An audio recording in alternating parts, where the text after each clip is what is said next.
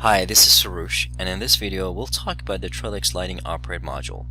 There are tons of cool features in the operate module, so I won't be able to cover them all, but I will cover the most important ones.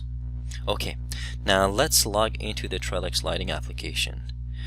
While I'm doing that, I want to remind you that WaveLinx platform hosts three applications: Lighting, Admin, and Locate. Once you've logged into the system, you can navigate from one application to the other using the right menu navigation. Okay, the operate module is in the lighting application, and you can navigate to it from the left menu. It's the second from the top. The operate module is used by the facility managers to control the light level for their spaces. They would also use this module to locate a device within the space and finally see the status of the spaces, meaning if the lights are on or off, or if the areas are occupied. Now let's select a building or buildings, but if you have multiple buildings, you would select one building. In this case, we only have one. I'm going to select the building, and on the right side you see the properties for that building, the building name, the address, as well as the XY coordinates that are used by the time-based events. Once a building is selected, you have to select a floor. In this case, we have two floors, so I'm going to select the first floor. And similarly, once the floor is selected, the floor properties shows on the right side, including the floor name, as well as the energy baseline that is used for the energy dashboard, as well as the list of the controllers that are on that floor. Under the floor, you will see all the spaces that there. A space could be an open space, private office, and you also see the controllers that are on that floor and the construction areas associated to that floor. Construction areas are used by the WaveLinx system. Now, the beauty of the system is that you don't need a floor plan to control your spaces. You can just use this navigation to send light level commands. You can do it at the floor level.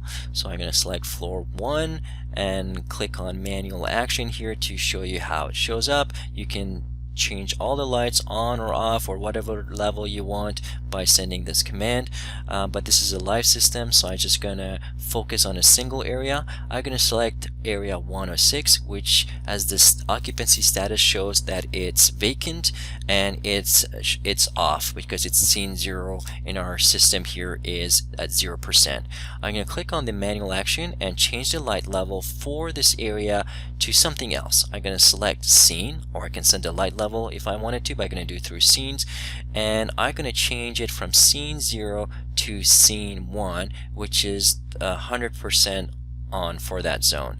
I'm going to send the send command button, and you can get a confirmation that the command has been sent, and you will see that the select scene will change from scene 0 to scene 1. Here we go. Now for most of the large and medium size buildings, the facility manager preferred to see on the floor plan. I click on the view map here and the floor plan shows up. The area that I have already selected has been highlighted. I see the area properties on the right, and at the bottom there's a widget that includes a legend that tells you what each color is: red for alarm, yellow for override, green for on, gray for off. And there's also a widget that allows me to select if I want to see areas, the way that's been configured on the space, or the devices and the zones. I'm going to select the devices, and you'll see all the devices now have been selected.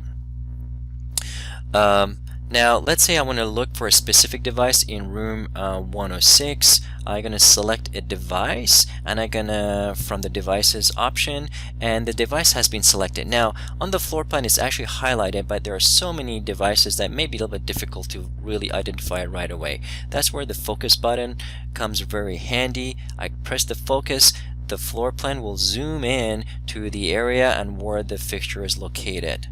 Now that this fixture has been zoomed in, let's, for the fun of it, I'm going to change that individual light level on.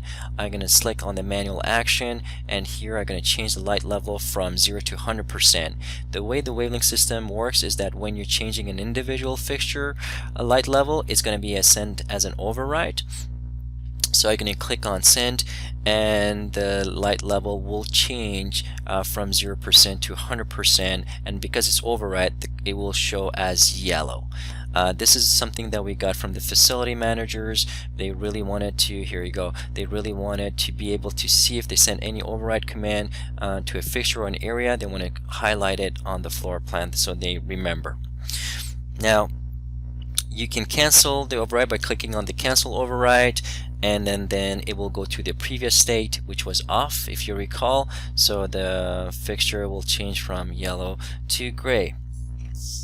Now, something else that I want to do is, let's zoom out here, is I want to show you the select by option.